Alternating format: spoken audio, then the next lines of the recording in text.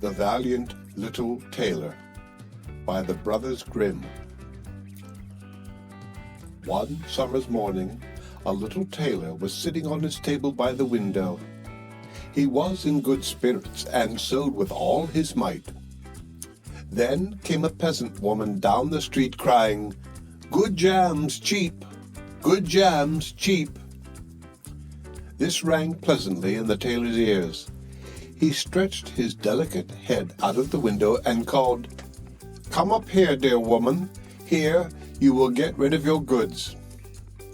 The woman came up the 3 steps to the tailor with her heavy basket, and he made her unpack all the pots for him. He inspected each one, lifted it up, put his nose to it, and at length said, "The jam seems to me to be good. So weigh me out 4 ounces, dear woman, and if it is 1/4 of a pound, that is of no consequence." The woman, who had hoped to find a good sale, gave him what he desired, but went away quite angry and grumbling.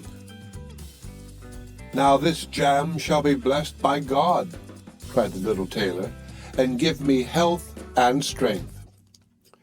So he brought the bread out of the cupboard, cut himself a piece right across the loaf, and spread the jam over it. "This won't taste bitter," said he, "but I will just finish the jacket before I take a bite." He laid the bread near him, sewed on, and in his joy made bigger and bigger stitches. In the meantime, the smell of the sweet jam rose to where the flies were sitting in great numbers, and they were attracted and descended on it in hosts. "Hi! Who invited you?" said the little tailor, and drove the unbidden guests away. The flies, however, who understood no German, would not be turned away, but came back again in ever-increasing companies. The little tailor at last lost all his patience and drew a piece of cloth from the hole under his work table, and saying, "Wait, and I will give it to you," struck it mercilessly on them. When he drew it away and counted, there lay before him no fewer than 7 dead and with legs stretched out. "Are you a fellow of that sort?" said he, and could not help admiring his own bravery. "The whole town shall know of this." And the little tailor hastened to cut himself a girdle, stitched it, and embroidered on it in large letters, 7 at one stroke. "What, the town?" he continued. "The whole world shall hear of it." And his heart wagged with joy like a lamb's tail. The tailor put on the girdle and resolved to go forth into the world, because he thought his workshop was too small for his valor. Before he went away, he sought about in the house to see if there was anything which he could take with him. However, he found nothing but an old cheese, and that he put in his pocket. In front of the door he observed a bird which had caught itself in the thicket. It had to go into his pocket with the cheese. Now he took to the road boldly, and as he was light and nimble, he felt no fatigue. The road led him up a mountain, and when he had reached the highest point of it, there sat a powerful giant looking peacefully about him. The little tailor went bravely up, spoke to him, and said, "Good day, comrade. So you are sitting there overlooking the widespread world. I am just on my way thither and want to try my luck. Have you any inclination to go with me?"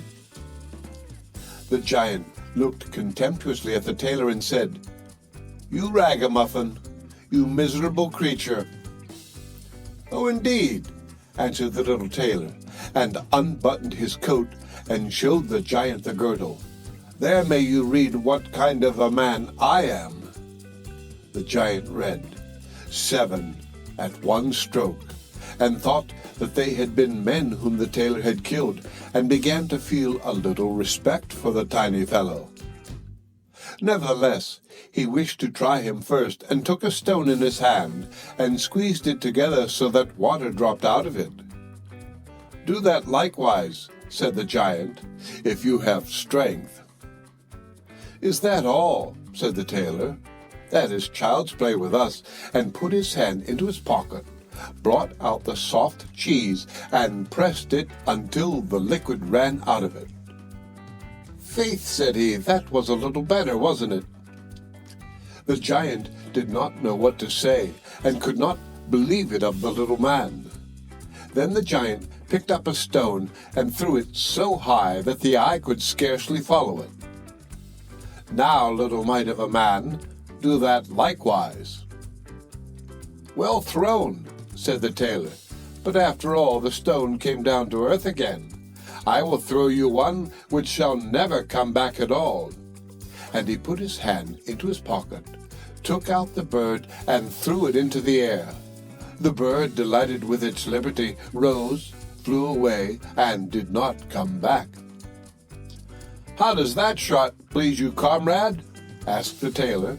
"You can certainly throw," said the giant, "but now we will see if you are able to carry anything properly." He took the little tailor to a mighty oak tree which lay there, felled on the ground, and said, "If you're strong enough, help me to carry the tree out of the forest." "Readily," answered the little man. "Take you the trunk on your shoulders, and I will raise up the branches and twigs. After all, they are the heaviest." The giant took the trunk on his shoulder, but the tailor seated himself on a branch, and the giant, who could not look round, had to carry away the whole tree, and the little tailor into the bargain. He behind was quite merry and happy, and whistled a song. 3 tailors rode forth from the gate, as if carrying the tree were child's play. The giant, after he had dragged the heavy burden part of the way, could go no further, and cried, "Hark you, I shall have to let the tree fall." The tailor sprang nimbly down, seized the tree with both arms, as if he had been carrying it, and said to the giant, "You are such a great fellow, and yet cannot even carry the tree." They went on together, and as they passed a cherry tree, the giant laid hold of the top of the tree where the ripest fruit was hanging, bent it down, gave it into the tailor's hand, and bade him eat. But the little tailor was much too weak to hold the tree, and when the giant let it go, it sprang back again, and the tailor was tossed into the air with it. When he had fallen down again without injury, the giant said, "What is this? Have you not strength enough to hold the weak twig?" "There is no lack of strength," answered the little tailor. "Do you think that could be anything to a man who has struck down 7 at one blow? I leapt over the tree because the huntsmen are shooting down there in a thicket. Jump as I did if you can do it." The giant made the attempt, but he could not get over the tree, and remained hanging in the branches, so that in this also the tailor kept the upper hand. The giant said, "If you are such a valiant fellow, come with me into our cavern and spend the night with us." The little tailor was willing, and followed him. When they went into the cave, other giants were sitting there by the fire, and each of them had a roasted sheep in his hand, and was eating it. The little tailor looked round and thought, "It is much more spacious here than in my workshop." The giant showed him a bed, and said he was to lie down in it and sleep. The bed, however, was too big for the little tailor. He did not lie down in it, but crept into a corner. When it was midnight, and the giant thought that the little tailor was lying in a sound sleep, he got up, took a great iron bar, cut through the bed with one blow, and thought he had finished off the grasshopper for good. With the earliest dawn, the giants went into the forest, and had quite forgotten the little tailor, when all at once he walked up to them quite merrily and boldly. The giants were terrified. They were afraid that he would strike them all dead, and ran away in a great hurry. The little tailor went onwards, always following his own pointed nose. After he had walked for a long time, he came to the courtyard of a royal palace, and as he felt weary, he lay down on the grass and fell asleep. Whilst he lay there, the people came and inspected him on all sides, and read on his girdle, 7 at one stroke. "Ah," said they, "what does the great warrior want here in the midst of peace? He must be a mighty lord." They went and announced him to the king and gave it as their opinion that if war should break out, this would be a weighty and useful man who ought on no account to be allowed to depart. The counsel pleased the king, and he sent one of his courtiers to the little tailor to offer him military service when he awoke. The ambassador remained standing by the sleeper, waited until he stretched his limbs and opened his eyes, and then conveyed to him this proposal. "For this very reason have I come here," the tailor replied. "I am ready to enter the king's service." He was therefore honorably received, and a special dwelling was assigned him. The soldiers, however, were set against the little tailor and wished him 1,000 miles away. "What is to be the end of this?" they said among themselves. "If we quarrel with him and he strikes about him, 7 of us will fall at every blow. Not one of us can stand against him." They came, therefore, to a decision, betook themselves in a body to the king, and begged for their dismissal. "We are not prepared," said they, "to stay with a man who kills 7 at one stroke." The king was sorry that for the sake of one he should lose all his faithful servants, wished that he had never set eyes on the tailor, and would willingly have been rid of him again. But he did not venture to give him his dismissal, for he dreaded lest he should strike him and all his people dead, and place himself on the royal throne. He thought about it for a long time, and at last found good counsel. He sent to the little tailor, and caused him to be informed that, as he was a great warrior, he had one request to make to him. In the forest of his country lived 2 giants, who caused great mischief with their robbing, murdering, ravaging, and burning, and no one could approach them without putting himself in danger of death. If the tailor conquered and killed these 2 giants, he would give him his only daughter to wife, and half of his kingdom as a dowry. Likewise, 100 horsemen should go with him to assist him. "That would indeed be a fine thing for a man like me," thought the little tailor. "One is not offered a beautiful princess and half a kingdom every day of one's life." "Oh yes," he replied, "I will soon subdue the giants, and do not require the help of the 100 horsemen to do it. He who can hit 7 with one blow has no need to be afraid of 2. The little tailor went forth, and the 100 horsemen followed him. When he came to the outskirts of the forest, he said to his followers, "Just stay waiting here. I alone will soon finish off the giants." Then he bounded into the forest and looked about right and left. After a while, he perceived both giants. They lay sleeping under a tree and snored so that the branches waved up and down. The little tailor, not idle, gathered 2 pockets full of stones, and with these climbed up the tree. When he was halfway up, he slipped down by a branch until he sat just above the sleepers, and then let one stone after another fall on the breast of one of the giants.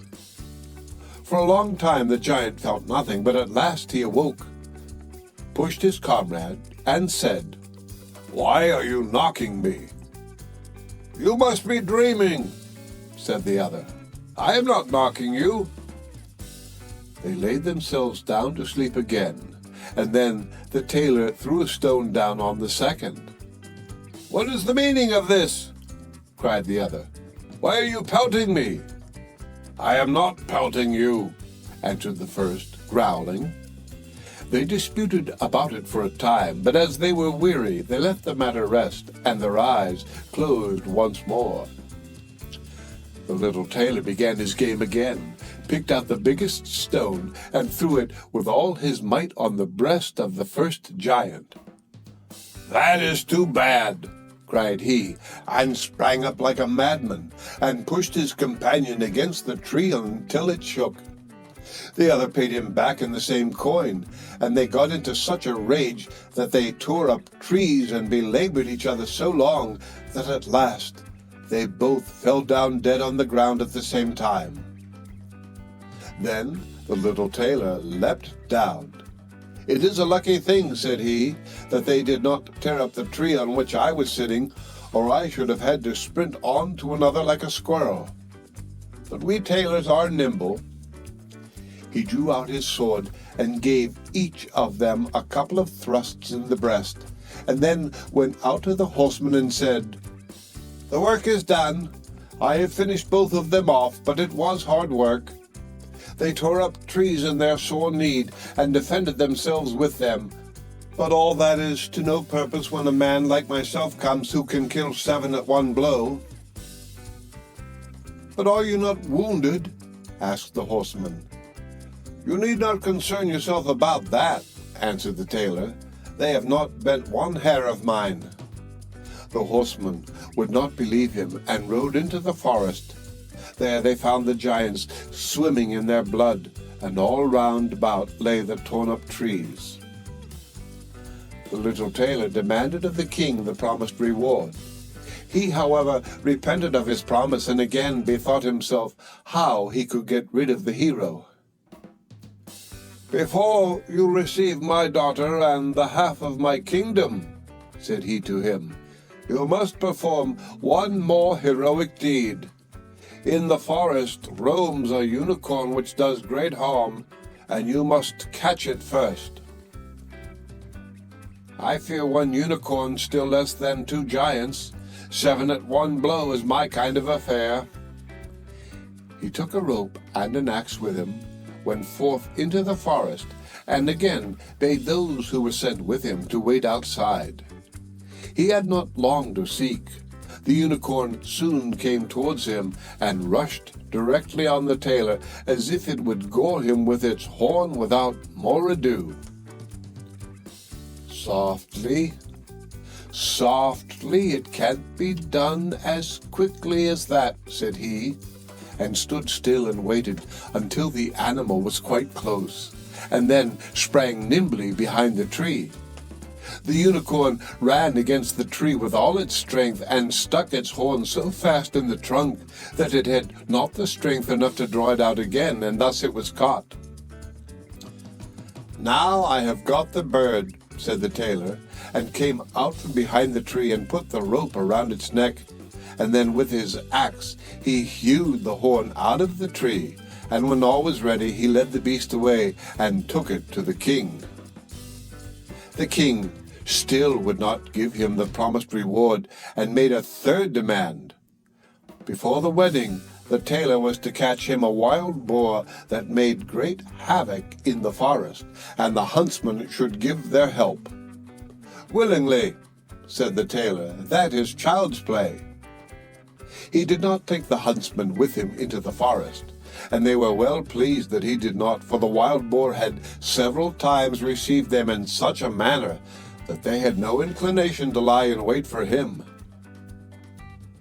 When the boar perceived the tailor, it ran on him with foaming mouth and whetted tusks, and was about to throw him to the ground.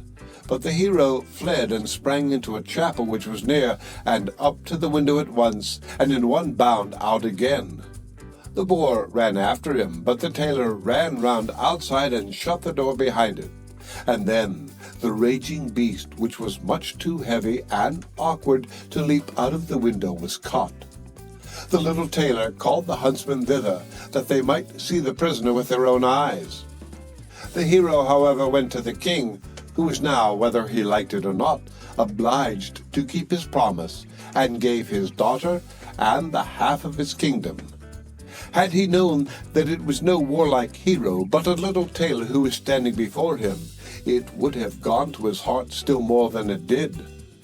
The wedding was held with great magnificence and small joy, and out of a tailor a king was made. After some time, the young queen heard her husband say in his dreams at night, "Boy, make me the doublet, and patch the pantaloons, or else I will wrap the yard measure over your ears." Then she discovered in what state of life the young lord had been born, and next morning complained of her wrongs to her father, and begged him to help her to get rid of her husband, who was nothing else but a tailor. The king comforted her and said, "Leave your bedroom door open this night, and my servants shall stand outside, and when he has fallen asleep, shall go in, bind him, and take him on board a ship, which shall carry him into the wide world." The woman was satisfied with this, but the king's armor-bearer, who had heard all, was friendly with the young lord, and informed him of the whole plot. "I'll put a screw into that business," said the little tailor. At night he went to bed with his wife at the usual time, and when she thought that he had fallen asleep, she got up, opened the door, and then lay down again. The little tailor, who was only pretending to be asleep, began to cry out in a clear voice, "Boy, make me the doublet and patch me the pantaloons, or I will wrap the yard measure over your ears. I smote 7 at one blow. I killed 2 giants, I brought away 1 unicorn, and caught a wild boar. And am I to fear those who are standing outside the room?" When these men heard the tailor speaking thus, they were overcome by a great dread, and ran as if the wild huntsmen were behind them, and none of them would venture anything further against him. So the little tailor was and remained a king to the end of his life. The end.